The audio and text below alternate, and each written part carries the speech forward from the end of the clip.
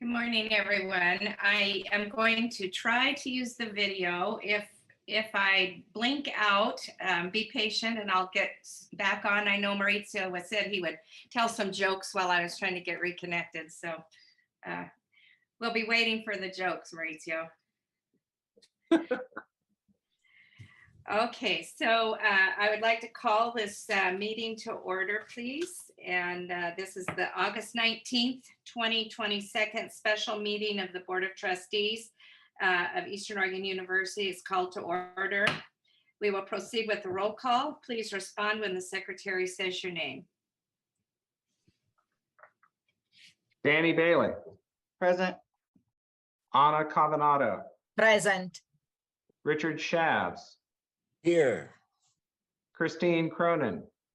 Present. Tom Insko. Present. Bill Johnson. Present via Zoom. Tamara Mabbitt. Cheryl Martin. Present. George Mendoza. Present. Cedric Reel. Brad Stevens.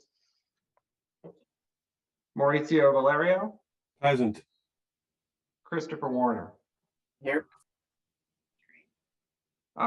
We have a quorum. Thank you. The board secretary has some announcements. Chris, would you please proceed? Yes, thank you. We ask everyone to please mute your cell phones. If you're using your cell phone for your audio for the Zoom session, please keep yourself muted unless speaking. Please mute your device microphones when not speaking to reduce background noise. If you wish to speak, you may simply speak up at an opportune moment, identifying yourself and asking the chair for permission to address the board.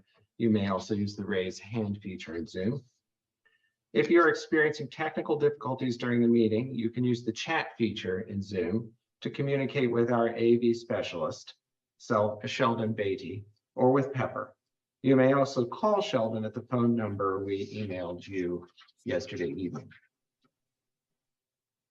We have implemented the use of Zoom waiting rooms at this meeting. Should you drop off the Zoom meeting and rejoin, you will be placed in a waiting room. Kimberly and Pepper will be monitoring the waiting room throughout this session and will do their best to quickly return you to the meeting. This meeting is being live streamed over the internet. We received 3 written public comments, which have been distributed to the board prior to the meeting. We did not receive any requests from the public to give oral comment. Finally, Chair Shavs announced at our previous meeting on August 9th that he has a conflict of interest regarding the topic of this meeting. He will not be voting today and will only participate in discussion in order to respond to questions from trustees. Accordingly, Vice Chair Martin is chairing the meeting. That concludes my announcements. Thank you, Secretary Burford. There being no requests for oral public comment today, we will move on to consideration of our action item, about which I will offer some opening remarks. We're meeting today to consider who will lead our university during the coming academic year. It is a year in which the university is moving forward on many fronts. These include the Moonshot for Equity, a groundbreaking collaboration between the university and its 2 neighboring community colleges, the activation of our new Center for Diversity, Equity, Inclusion, and Belonging, engagement in a legislative session of significant importance, and the implementation of programs such as Title III, Strong Start, and the Rural Post-Secondary Economic Development Program. We will be evaluating our relationship with Wiley Educational Services and implementing important new initiatives in academic affairs. Most importantly, we will be engaged in the process of selecting our next university president, one who we hope will be just as well suited and successful a leader as President Insko was. It is not a year for standing still. In considering the manner in which to move forward in the coming year, the board has identified the following priorities. Number 1, stability and continuity of administrative focus. 2, maintaining the university's momentum in pursuit of key initiatives. 3, engagement with university stakeholders. and 4, transparency in our procedures. The board has considered and will further consider today the following universe of options. Number 1, appointing co-presidents, with Richard Schav serving as co-president for external affairs and Laura Moore serving as co-president for internal affairs. Secondly, second option would be appointing a person from outside the university who is familiar with the university and the state higher education environment.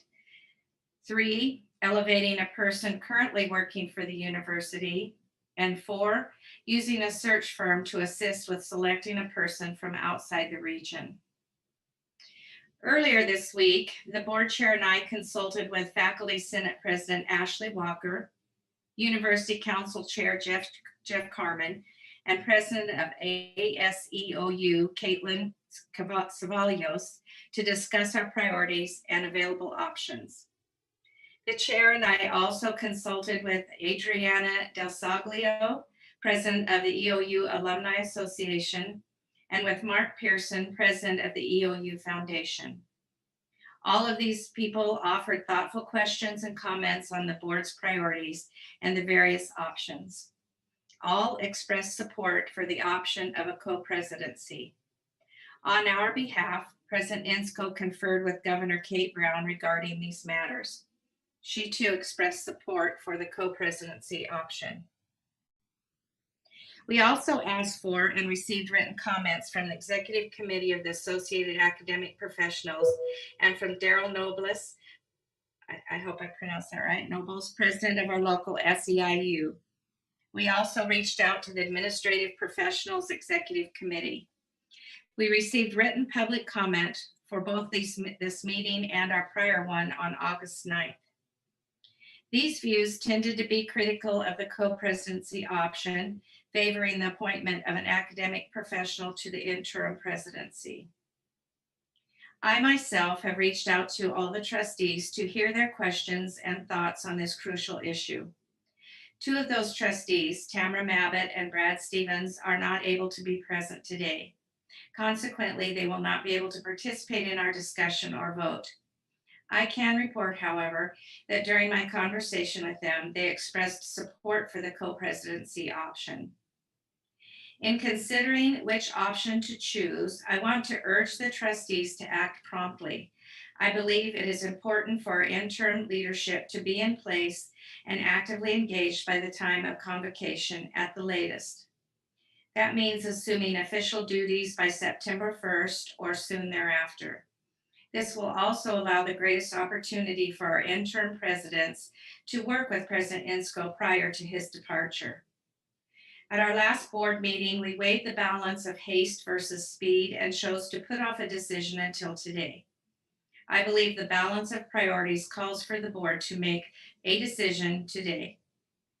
I also wish to note that Trustee Anna Cavanato is in Boise today and will be stepping onto a plane in a little while. She has told me that she can participate in this meeting for approximately an hour.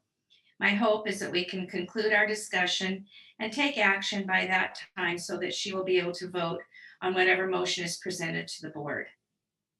With those introductory thoughts in mind, I will briefly offer my view of the strengths and weaknesses of each of the options. I will then invite general board discussion. At the end of that period, I will ask for a motion in support of one of the options if one has not already been offered. So my personal views on these options. The number 1, co-presidency. This was a recommendation from President Inscoe. I believe that most of us have a large amount of trust in and regard for President Inscoe. I know that he did not take this situation lightly and that he looked at all possible and plausible scenarios and felt in his heart that option 1 would be the best situation for EOU at this time. We have a new school year starting and faculty returning in 28 short days. I believe we need to have presidential leadership established and ready to roll so that the year starts off on a positive note and we're ready to show students what a great, fun, and exciting university EOU is. Option 1 seems to be the most expedient option to accomplish this. I have heard justifiable comments that neither of the two candidates for the co-presidency are from the world of academics. And as an educator myself of 27 years, I totally understand and agree with the importance of that. 2 points on that, however. First one is that Richard has served on the Board of Trustees for 7 years, so the university setting is not foreign to him. And Laura has been at the university for, I believe, and forgive me, Laura, if I'm wrong on this, close to 20 years. She's not a stranger to the needs and successes of academia either. And B, we have a very strong, ambitious, and engaged provost. I'm very comfortable with Provost Simers taking the reins. Our board will continue to put great value in our Student and Academic Affairs Committee. This committee will continue to work closely with VP Vice President Carpillo and our outstanding deans. 4, I believe there are other advantages to the co-presidency option, but I will wrap up the pros of option 1 by saying we have 2 intelligent, engaged, and articulate candidates for co-presidency who are ready to build a cohesive and caring campus. I believe they can and will build an environment of teamwork if they are allowed to. I believe Richard and Laura are a known commodity. A weakness of option 1 is, I don't believe I would classify it as a weakness, but instead as an area that they will have to do their homework on, and that is to fully understand the faculty and what it truly means to be a teacher. I trust that they will. So moving on to option 2, appointing an external person from off campus. We heard comments at our previous board discussion on fresh sets of eyes and employing someone who may bring new ideas and solutions to our campus. That is true, and I believe that those comments were valid and definitely have merit. My hope is that when we begin an extensive and intensive search for a permanent president, that we will keep that front and center in our deliberations. I do have some hesitation. Perhaps someone would come on board, make sweeping changes and disruptions, and then move on down the road to another place. And we could be left to pick up the pieces. Maybe not, but it could be an unknown. Option 3, elevating a person currently working within campus. The positives. I believe there are many, many talented, dedicated, and gifted faculty and staff on campus, some of whom could possibly serve as president of EOU. But are they in a position, or do they desire to take on a seriously multifaceted role of president? I don't know. What I do know is that one of the candidates for the co-presidency is a person being elevated within our campus that currently works for the university. My other question on this option is, how do we go about locating the internal person? Do we open it up to the whole campus, wait for responses, take interviews, etc.? That doesn't seem efficient or expedient. Option 4, hiring a search firm. It has merits as well as all the options. It could be a search for from a larger region, from a larger pool. The negatives would be the cost involved, possibly a lengthy time frame, and possibly getting someone who doesn't know anything about EOU or our region. So to summarize my thoughts, all 4 options have viable positives and all 4 have negatives. When I weigh them out for this point in time, for this situation, I look for the one that I feel the most positive, that the positives outweigh the negatives. This interim is very important for the health and atmosphere of EOU. We need to find the best fit for right now. As we enter into a search for a permanent president, it is going to be time-consuming and mentally and emotionally taxing. Do we as a board feel we have a good option before us that can hit the ground running and keep the momentum going for the school year and allow us as a board to focus intensively along with myriad other stakeholders on finding just the right person to continue to lead us into the future. Those are my thoughts. I open this now to discussion from the board on our options. Trustees, what are your thoughts and comments at this point in time? Chair Martin or Vice Chair Martin, Yes. what feedback did you receive from EOU, whether it's executive team or cabinet team or any faculty that were where any data was collected or surveys were done or information was shared? We had, I believe you all had access to the letters that were sent from written comments from different folks. Feedback from, as we stated, the shared governance, they were positive. We looked forward to hearing what they had to say. It was a very good meeting with them. Other than what you have before you as written comment, we had not received any. Chair Burford, is there anything you would like to, or Chair Burford, excuse me, Secretary Burford, is there anything you'd like to add to that? I believe our conversation with shared governance went for a little over an hour. So they offered a number of thoughtful observations and about the situation and concerns that their constituents had about the process. And likewise, the meeting with Alumni Association President and Foundation President, I think that went for about 40 or 45 minutes. The Foundation President expressed concern about the importance of maintaining donor relationships in the coming year, and thought that Richard would be better positioned to do that than the other options. The alumni chair president inquired a fair bit about option 3, and later in the conversation stated strong support for the co-presidency option. If I might, Chair Martin. Yes. George, you also asked about the executive team. Of course, as I've considered different options to ultimately make the recommendation that I did, and again, further consider it during this time between the first board meeting and this meeting today.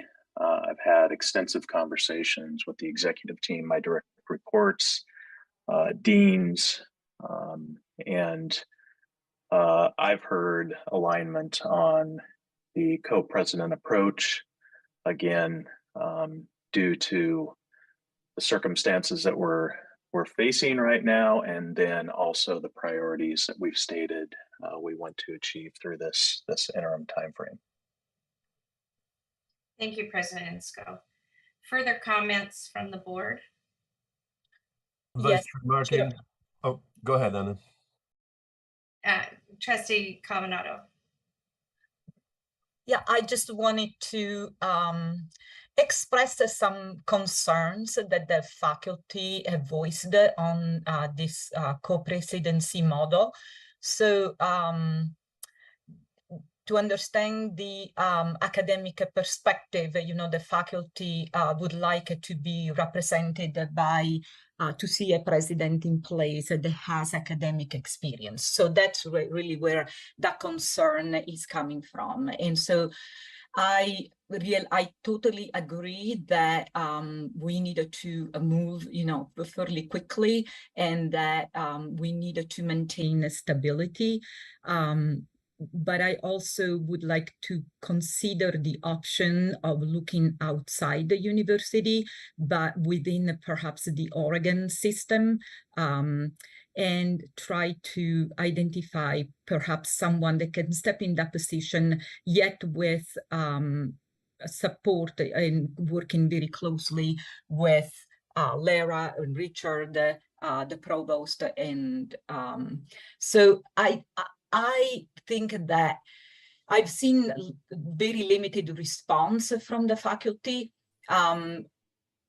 And I wonder whether in part that is timing, but in part also perhaps a sense that the morale of the faculty is not very high and that people feel that no matter what they say, perhaps their voice is not heard. And that is a concern to me. So I just want to very candidly bring this perspective to the board for consideration. Thank you. Thank you, Trustee Covenado. And I want at this time to just express our thanks to Trustee Covenado, as well as those folks in the past that have this dual role of representing the faculty and yet still viewing their role as a trustee. It's not an enviable position. And I thank you so much, Trustee Covenado, for being candid with what you're hearing from the faculty.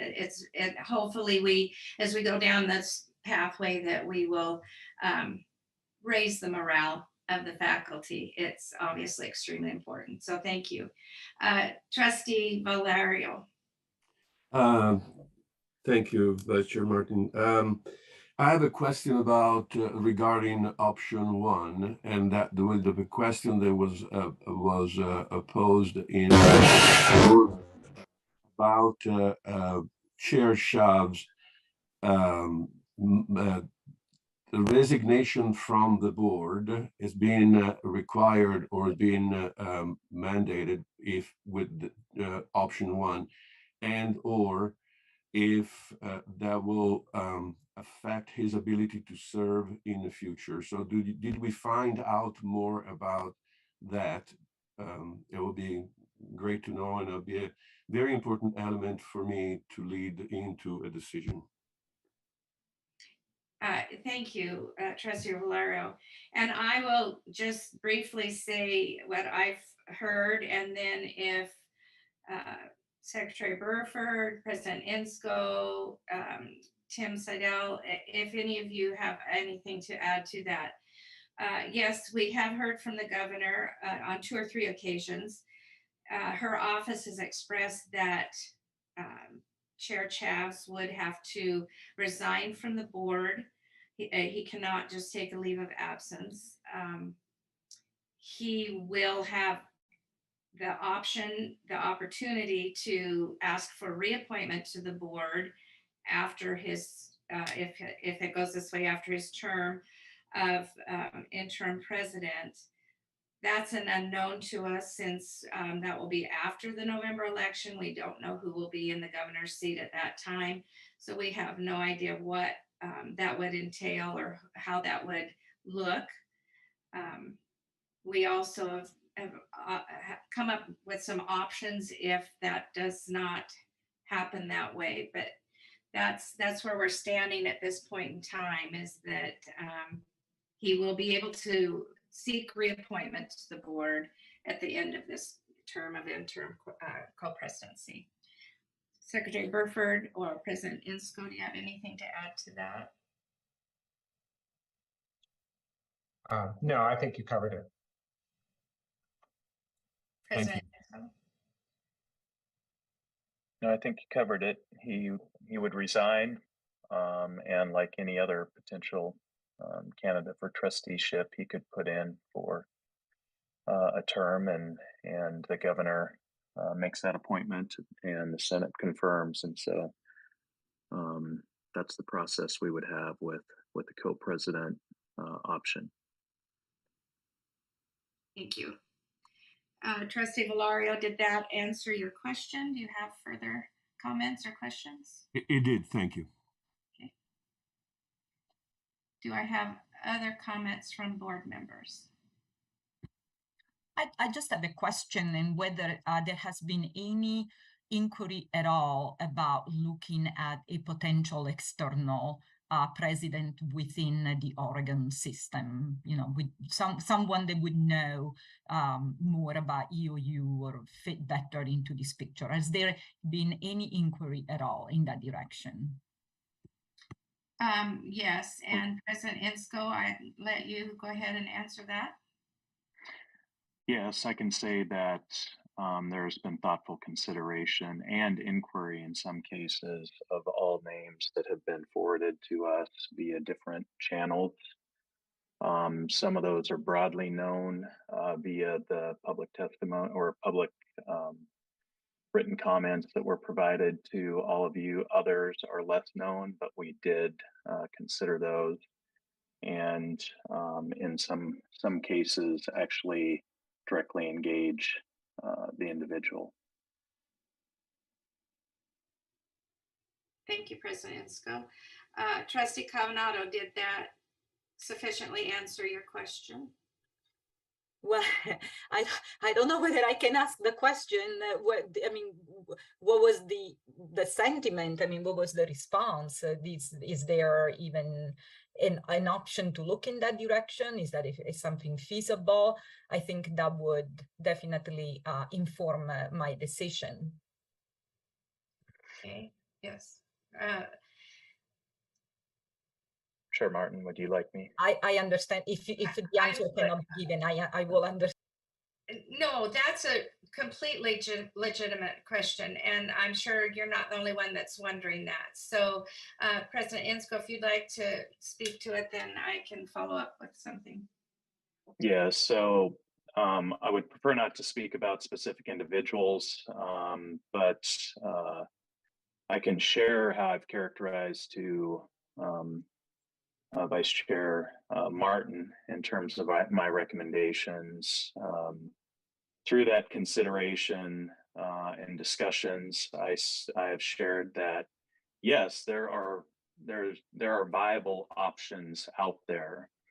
There are people that we could engage, but in reviewing those individuals and potential others that could rise up in some type of process, I do not see that as being the optimal approach for the interim because of what we're trying to accomplish through that in terms of stability and continuity.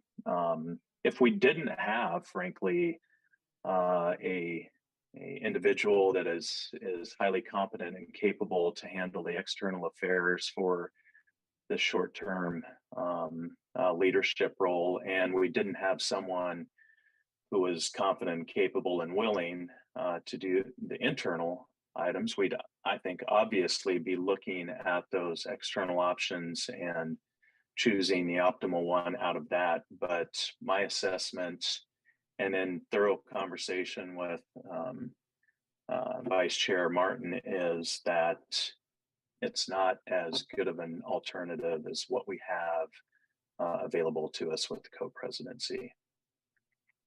Hopefully that helps a little bit, Anna.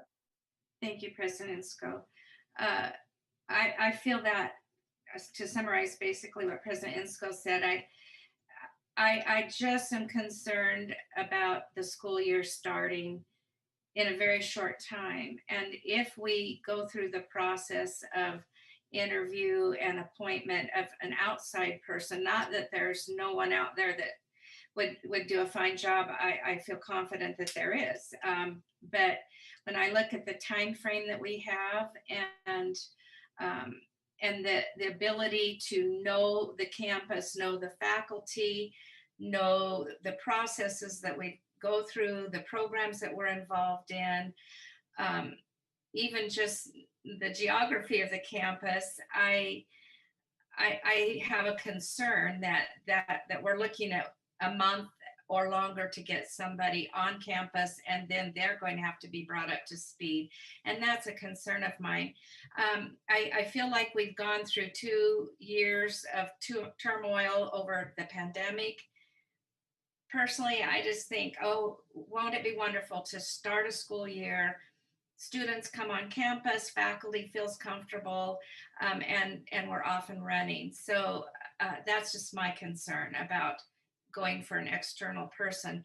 And like I said in my remarks, it's going to take a lot of emotional energy and time as we go forward choosing the right person for the job. And I think if we use up that in this interim, it's going to be very difficult then to jump right back into it in a presidential search for a permanent president. So that's just my thoughts, Trustee Covenado. Do you have a follow-up on that? Okay. Trustee Cronin. Yes, I was new to this process and concerned right away about the dual presidency model. However, after listening to President Inscoe and other leaders from our institution talk about what is in place already, the type of leadership team that is already there, the deep consideration and thoughtfulness that has gone into this particular model, the high capability of the individuals, and not only these two individuals, but the entire leadership team that is in place behind them. I have been through several changes in presidency. I can tell you that an outside person is often not a very good choice. And especially with what I'm learning is a lot of momentum already happening. So I now fully support the dual presidency model. With tremendous respect for the faculty and for the staff, but ultimately the students, I think we need to think about what is the right thing for our students. And I think stability, consistency, momentum, bringing our students back to a fully functioning campus is what we should be thinking about. And then, like you just said, you took the words right out of my mouth. I think we need to focus on a really good process of a comprehensive, inclusive, transparent process to bring a new president, direct our energies in that way, and really do right by the students that we have. So thank you. Thank you, Trustee Cronin. Further, Trustee Valario. Yes, thank you again. I have a question about the process. The only option, we have 4 options on the table today. The only options that have names attached to it is option 1. So not voting for option 1 is still leave us with 3 other blanks that it's hard to say yay or nay to. So the process is somewhat, skewed in the fact that we don't have a choice. We have a choice on not voting for option 1, which brings us by default to have to consider option 2, 3, or 4. However, those have no names attached as today. I see that a little bit of a discrepancy, and as a general comment of mine on how we look forward, we talk about stability and continuity of the presidency is very important, but also there is a stability and continuity of the board. And I think that the board will have a function to play in the search and the continuity, and that is also one of the consideration of mine in thinking. But going back process, I mean, it would be nice to have options that will allow us today to make a decision. The only one that will allow us today to make a final decision will be option 1. Thank you, Trustee Valario. So I think it would be difficult for us to attach names to the other options right now because of the fact that there has to be a process for each of those that will allow us to put names to those options. At this point, until that is the board's decision, we don't necessarily have a name to put to those options. We have to vote on a decision. And if the board were to choose option 3, then we would have to figure out, well, we'd have some substantial meetings afterwards as to how we would go about getting the names for option 3, and then the process that we would go through to make that happen. So at this point, I think it's difficult to put a name to the other options until we know that that would be the direction the board would want to go. And like I say, then we would have to have a sequence of meetings as to how we want to proceed with an internal person or an external person. So this is early in the game as far as attaching other names to the other options. Does that make sense? It does, and still, I wonder how we're going to proceed with the vote. Are we going to be voting each and every one of the 4 options, or the one that we're going to be voting today is option 1? If a nay vote, the yay vote is resulting from that, then we're going to have to still have 3 options on the table that needs to be selected by this board with another vote, correct? In a manner of speaking, yes. I will ask for a motion after the discussion, and then when that motion is voted on, if option 1 is passed, then we'll proceed down that pathway. If it does not pass, then you are correct. We will have to vote on the other 3 options or ask for a motion. And maybe option 4 will not have any motion, so we will not have any reason to vote on that one. Maybe option 3 won't have a motion to be voted on. So yes, you're correct in that way. Thank you. Secretary Burford, is there anything that needs clarification there? No, I mean, people can make a motion on whatever option they prefer. I was just going to point out about the vetting process. One of the difficulties we've already acknowledged, I think, in this conversation is the difficulty of talking about individuals in a public meeting, particularly in this case, individuals who haven't applied, but have only been suggested. If we were to go for an option that would involve considering any of the options other than number 1, where we'd be considering perhaps a variety of candidates, we would have the opportunity, if we followed certain processes correctly, to engage in that conversation in executive session. However, and that would allow to dig deeper once we actually had done a process and gotten candidates. But I feel pretty confident that's a process that would take a few weeks to execute on. Thank you. President Insco?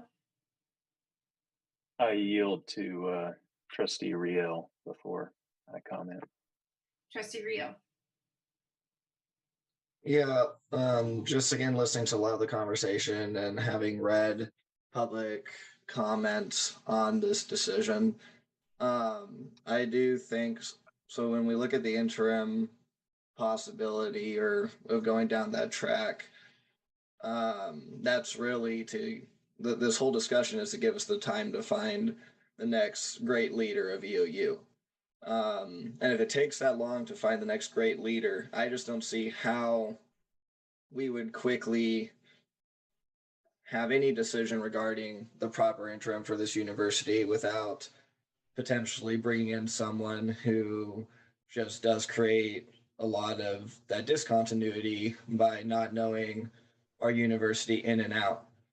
The individuals who know our university in and out are our internal people that we are discussing. And, some of the comment that I read on degrees and background and education, President Insco's background was non-traditional regarding the presidency, and he arguably did a lot better than some of our past presidents. And if we were to base that decision on, is their background correct for this position, that does seem a little negating of the fact that our current president, has a non-traditional background, and does also negate a bit of the fact that the people we're currently considering for that dual presidency both have unreserved support for EOU. An outside interim might have the paper that shows that they've put in the work, or I'm sure they would know what they were talking about. But it would be hard to learn a culture especially that of a university like this one. Thank you very much. President Insco. Thank you, Chair. Something that Cheryl wouldn't focus on, and it's important for trustees to know that since our meeting in Boardman, Cheryl has been deeply engaged in considering these alternatives and meeting with those that you requested she meet with. I have backed away and been more supportive in terms of responding to looking into these alternatives. And so I want to make sure this board recognizes how much time, attention, and thoughtfulness Chair Martin has put into her recommendation to these trustees as well. There has been a lot of thought put into these alternatives. Thank you, President Insco. Other comments, other questions? I'll give a final, Go ahead, George. I'll just give a final comment. I've listened. I'm very much in support of the work that Cheryl has done as well. I think many of our board members have also shared some perspectives about where we're at with momentum or where we're at with the university, and that we have a lot of people in place internally to help us move forward, as well as folks that are very skilled and talented on the external side as well. And I do think that that has enough stability for us, or sustainability for us, for this year as we look for an awesome new president. So I'm comfortable with option one myself, and I just wanted to make that clear. Thank you, Trustee Mendoza. Let's see, Trustee Bailey, did I see that you had a question or comment? Thank you. I had a comment. So I hear what everybody's saying. And then I look at the priorities that we have for interim leadership with the stability, continuity, momentum, engagement, and transparency. And then I look at Institutional Research's website, and I look at our historic enrollment from fourth week, and specifically looking at fall term enrollment. And our enrollment is currently its lowest that it's been in 20 years for all categories, for students, headcount, for credit hours, and for FTE. It's nearly 1,500 less than it was 10 years ago. So my problem is that we talk about the stability and continuity, and we want to keep things going the way they are. But what we're seeing is this constant decline. And I don't know if keeping the things the way they are is actually the right move for us to make at this time. We are, in other groups that I meet with, we are looking at fall term, and everybody's starting to have kind of that panic of, oh, once again, we're looking at not having the same population of students that we're hoping for. And I start thinking about the committee meetings that we have, where in finance, we set a year budget, and we base that budget on the idea that we're going to have an increase in enrollment. And it's been done that way, and then we have the opposite effect. And maybe I'm wrong on that.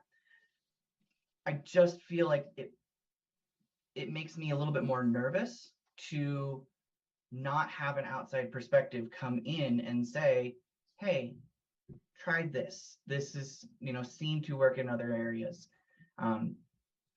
I think Richard and Laura can do a fantastic job. I have no problem with their capabilities to lead. My problem is that the way that we are going currently, I don't think is going to be sustainable.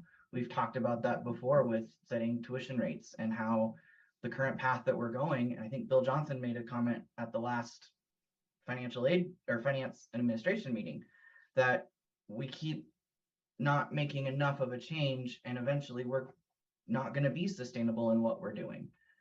So for me, it's one of those that it might be time to bring in that outside perspective, to have them look and say, here's what you're doing, here's what can work a little bit better. If we keep just looking at ourselves, we're not getting that other view of what we do.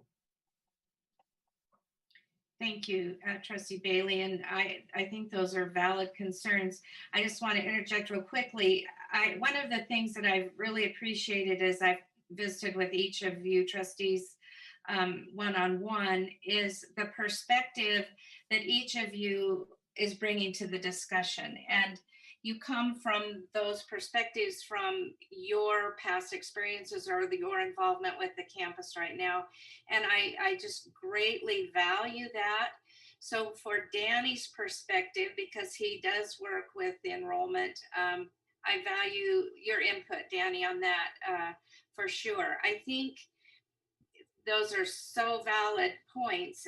For me personally, as I think about what you're saying, I think about so many other variables that are entering into the equation of why enrollment is down. And if we look at those variables, such as the pandemic, such as the community colleges enrollments are decreasing, there's just a lot of reasons that the enrollment is declining. Not that we shouldn't take it seriously and do what we can to try to rectify that.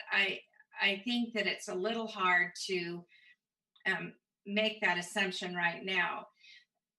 Another thought that I have, and I could be wrong on this, you know more than I do, Danny, on this, but it seems like at this point, it's a little too late for this year to have someone come in and change that picture in enrollment.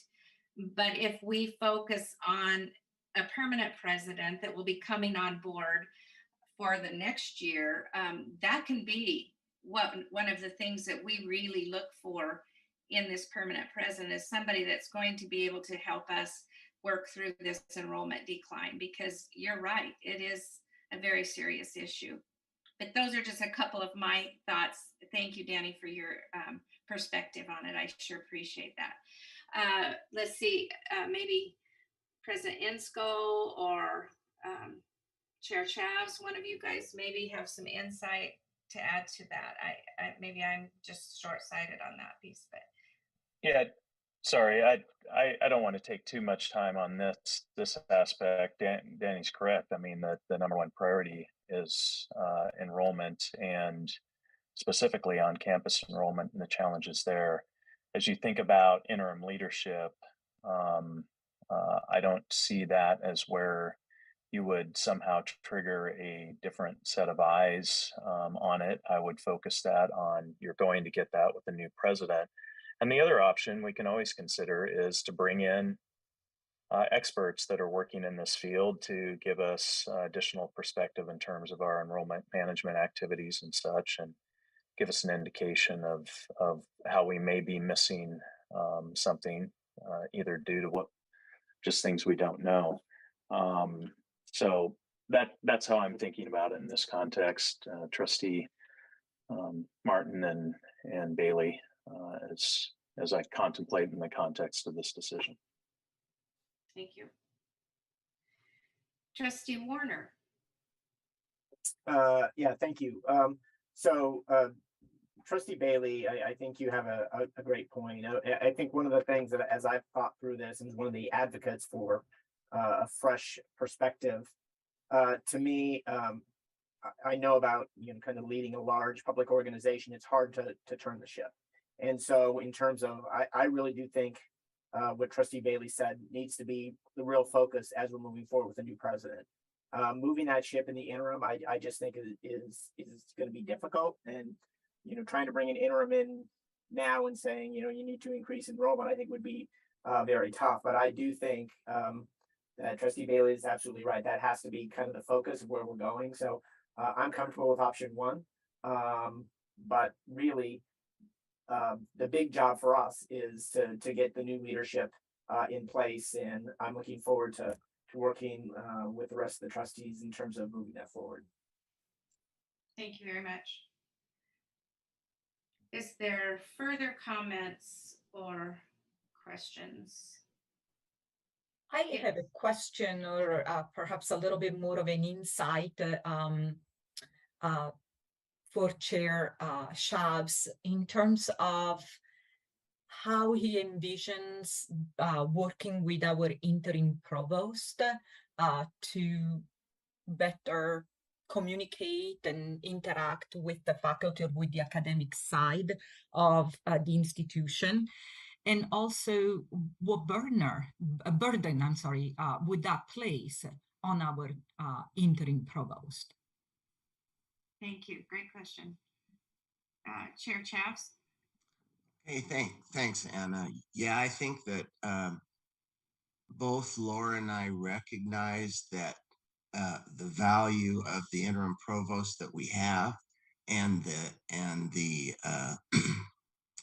how much we need to pay attention to that interim provost when he is talking to us about academic matters. I don't think it's a situation where either Laura or I feel like, oh, this has to change in academia and we're going to make that up. We're going to listen to what the provost says and the deans say, and also the we will have separation of responsibilities as far as actual decision making goes. And so the mine is going to be more on the external side and Laura's more on the internal side. And I realize the provost could be in both of those areas. So it'll depend on what the subject is. But my intention is to depend on the faculty, the provost, the deans, the leadership teams we have, our strategic plan, all those things to, as Chris Warner said, not try to turn the ship in the interim, but move it forward so that when the new president comes in, we hand him a scenario of a university that's ready to listen to his ideas for how to move forward, and also in a position where we can start to make whatever turns we need to make. So that's how I feel about that. I hope that answers your question. Thank you. Any follow-up comments, questions? If not, I would ask for a motion for one of the four options, and we will take a vote on that. Oh, let's see. Let me go back here to my script. Secretary Burford, yes, I understand that you have prepared a draft resolution that the board could adopt if the board wished to select the co-presidency option. Could you please explain this resolution to them? Certainly, thank you. As we've discussed, of the four options today, three of them would actually require more work before the board could take a final action. The co-presidency one has been in the hopper a little longer, and so it's my belief that if the board wanted to pursue that option, it could take a final action on that today. So as you'll recall, I submitted a draft resolution to our last meeting. In the light of some subsequent information that's come up, I have I've edited that somewhat, and I can share the screen and go over it with the trustees if you'd like, Vice Chair Martin. Please do.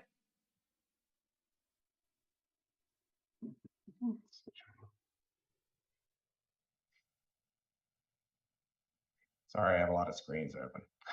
Just a second. Actually, got it right here.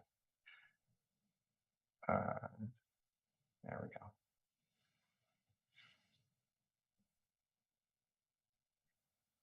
Okay, are you looking at a resolution number 2207?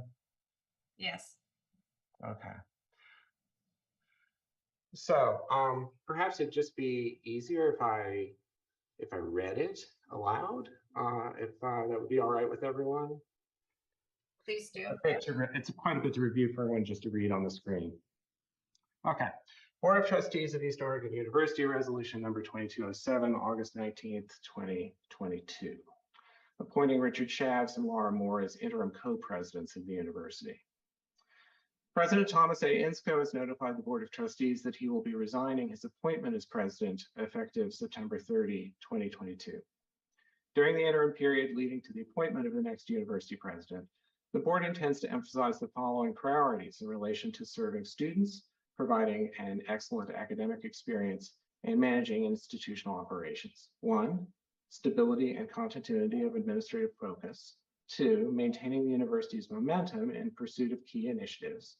3, engagement with university stakeholders. And 4, transparency in our procedures. It is important that interim leadership be appointed that is well prepared to manifest these priorities. Having considered a variety of options for the interim presidency and having received advice from the leaders of Shared Governance, the Alumni Association, EOU Foundation, and university employee groups, and having reviewed public comment, the board feels that the option of a co-presidency consisting of Richard Shavs and Laura Moore will best satisfy the board's priorities for this interim term. Trustee Richard Shavs has served Eastern Oregon University for many years as a member of the EOU Foundation and as a founding trustee of this board, and is currently chair of the Board of Trustees. He has actively engaged for many years in advocacy and support of the university on a statewide and regional level, and has continued to engage with students, employees, and the community to advance EOU's mission. The Vice President for Finance Administration of EPFA, Laura Moore, has led Eastern Oregon University's Finance and Administration Division for nearly 10 years and is the university's chief representative on capital, finance, and budgeting to the Higher Education Coordinating Commission. She has served as chair of the Oregon Public University's BPFA Council and chair of the Oregon Public University's Insurance and Risk Management Trust, and had a lead role in the comprehensive reform of EOU's finances and implementation of new budgeting models and processes. Trustee Shavs and Vice President Moore have agreed to general terms of the positions and to accept the positions of co-president if appointed by the board. Under Oregon law, the Board of Trustees is responsible for appointing, employing, and supervising the university president. That's in ORS 352.096, and this includes interim presidents. Now, therefore, be it resolved that the Board of Trustees hereby appoints Laura Moore and Richard Shavs to serve as interim co-presidents and directs the Vice Chair of the Board of Trustees, Cheryl Martin, to negotiate and finalize all employment terms related to their appointment, subject to the following provisions. A, Co-President Shavs shall be responsible for external affairs of the university. B, Co-President Laura Moore shall be responsible for internal affairs of the university, including supervision and direction of those staff who report directly to the president. C, for the purpose of compliance with ORS section 352.076, subsection 3, Co-President Laura Moore shall serve as the ex officio non-voting member of the Board of Trustees. D, Richard Shavs shall resign his position on the Board of Trustees prior to finalizing his employment contract. And E, the co-president's appointments shall take effect September 1, 2022. President Inscoe shall work with co-presidents Shavs and Moore to prepare them to assume executive responsibility for the university, including all presidential responsibilities described in ORS 352.096 and in Board Statement Number 2, Delegation of Authority, and shall serve as an advisor to them upon their assuming the presidency. The board recognizes the important role that Dr. Matthew Smears, interim provost and senior vice president for academic affairs, as the university's most senior executive, whose work is focused on academic leadership. During this interim period, it is vital to the success of the university's academic programs that he continue to lead academic affairs. Therefore, the board strongly recommends that the appointment of Dr. Matthew Smears to the position of interim provost and senior vice president for academic affairs be extended to June 30th, 2024. The rest would be the date of adoption and if the board were to do so. Although it says a regular meeting, this is actually a special meeting, so that part would change.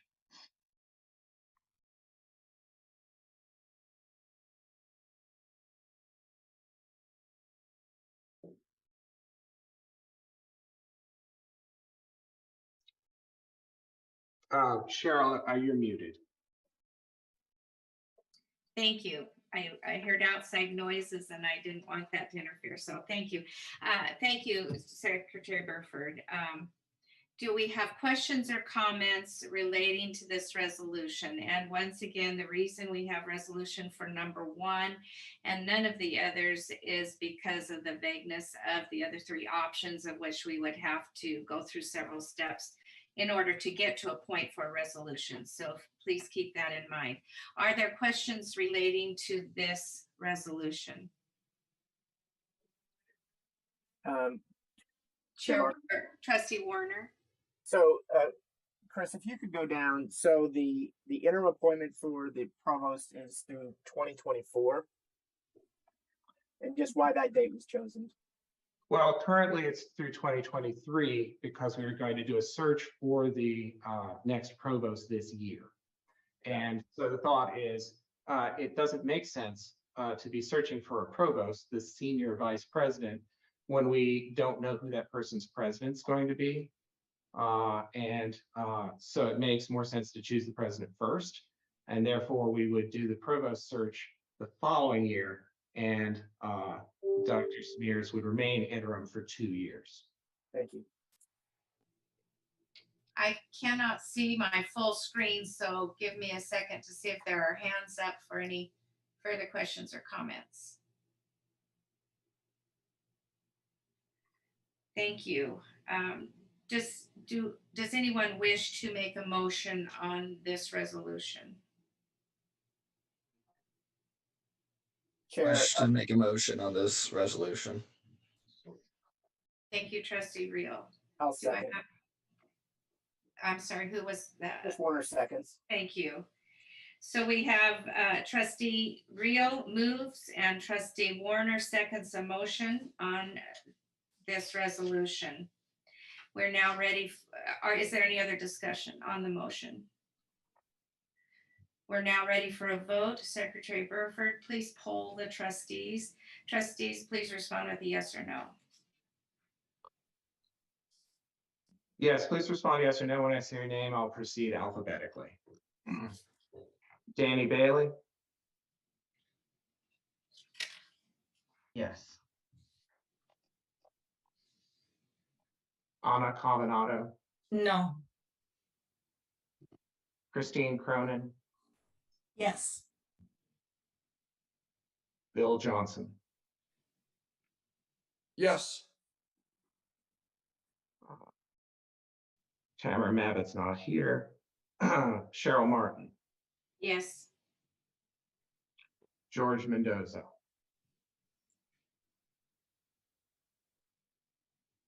George, you're muted. Sorry, yes. Cedric Reel, Yes. Brad Stevens is not here. Mauricio Valerio, No. Christopher Warner. Aye. Let me count this up.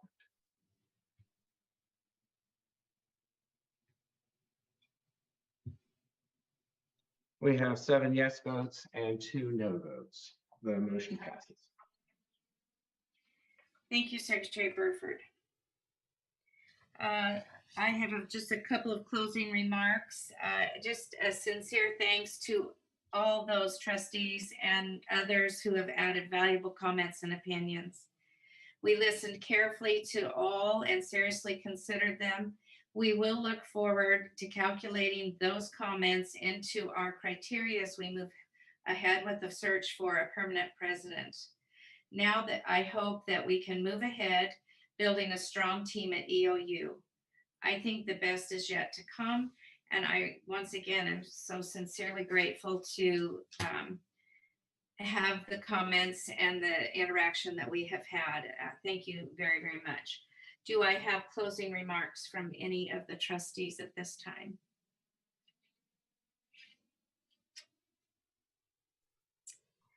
Thank you. Oh, I'm sorry. One comment, and that is that I am remaining strong support to the president and the transition. So I'll do all in my power to support the board vote today. Thank you, Trustee Valerio. Trustee Johnson, did I see your hand up? Thank you, Vice Chair Martin. Yeah, I just had a question about our leadership of our board now. I assume that we would wait for Trustee Chav's forthcoming resignation before we restructure our officers for our board. Is that correct? That is correct. I was going to, I knew somebody would ask, and I thought it'd probably be you on the next steps forward. So thank you for bringing that up. I'll see if there's any other further comments, and then I'll go through the following steps. Yeah, I just wanted to comment and kind of echo what Trustee Valerio said, that I will definitely do all in my power to work with this transition team. And I urge you to constantly seek that feedback from the faculty as you move forward. You really want for the success of this next academic year to start on the right note and just to keep that communication channel open at all time, and transparency and communication. And so thank you. Thank you very much. Those are extremely important comments, and I totally agree that the communication is key. Thank you. Hearing no further comments, the next steps will be that Board Chair Chavs will resign, and I will move into that position. We will elect a new vice chair. At that point, we will need to meet in possibly 2 to 3 weeks to adopt a resolution to begin the process for a permanent presidential search. So please stay tuned on that. As stated in the resolution, I will be working with HR Chris McLaughlin and Board Secretary Burford to finalize a contract with Chair Chavs and VP Moore. So that's kind of the steps forward.